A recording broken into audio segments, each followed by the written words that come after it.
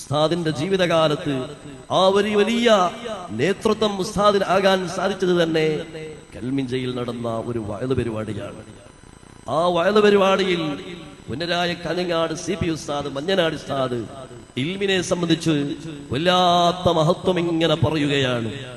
മഹാനായ ഇമാമുന ഷാഫി റളിയല്ലാഹു അൻഹുവിന്റെ ആ ഒരു കവിത ഇങ്ങനെ വിശദീകരിച്ചുകൊണ്ട് മഹാനായ ഷാഫി ഇമാമിനോട്, ഷാഫി ഇമാം റളിയല്ലാഹു അൻഹു അവിടുത്തെ ഉസ്താദായ വഖീ റളിയല്ലാഹു അൻഹുവിനോട്, എനിക്ക് പലപ്പോഴും പഠിച്ചതെല്ലാം മറക്കുന്നു, എനിക്ക് നല്ല ഓർമ്മശക്തി കിട്ടണമെന്ന് പറഞ്ഞപ്പോ അവിടുന്ന് ഉസ്താദിന്റെ നിർദ്ദേശം ശഖൗതു ഇലാ വഖീഇൻ സുഅ ഹിഫ്ളി ഫഅർശദനി ഇലാ തർക്കിൽ മആസി, ജീവിതത്തിൽ തെറ്റുകളിൽ നിന്ന് മാറി നിൽക്കുക. വഅഖ്ബറനി ബിഅന്നൽ ഇൽമ നൂറുൻ വനൂറുല്ലാഹി ലാ യുഅ്താ ലിആസി, നിങ്ങൾ ഇൽമിന്റെ അഹ്ലുകാരായി ജീവിക്കുക, ഇൽമിന് വേണ്ടി പ്രചരണം ചെയ്യുന്നവരാകുക. ആ ഇൽമ് എന്ന് പറയുന്നത് അല്ലാഹുവിന്റെ വലിയൊരു പ്രകാശമാണ്. ആ പ്രകാശം എല്ലാ മനസ്സുകളിലേക്കും കയറുകയില്ല.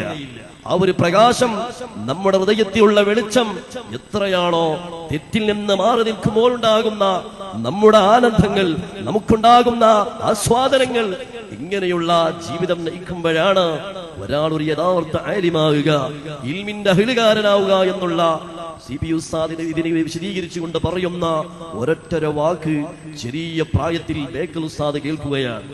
ഞാൻ ഈ ഒരു യഥാർത്ഥ ഇൽമിന്റെ അഹ്ലുകാരനാകണം, ഈ അല്ലാഹുവിന്റെ നൂറാകുന്ന ഇൽമ് എന്റെ കൽബിലേക്ക് കയറണമെന്ന ചിന്തയോടുകൂടെ പിറ്റേ ദിവസം തന്നെ ഉസ്താദ് തന്നെ നേരിട്ട് നമ്മളോടൊക്കെ പറഞ്ഞ അനുഭവമാണ്, ഞാനൊരു മുത്തഅല്ലിമാകാൻ ആഗ്രഹിക്കുകയാണ്.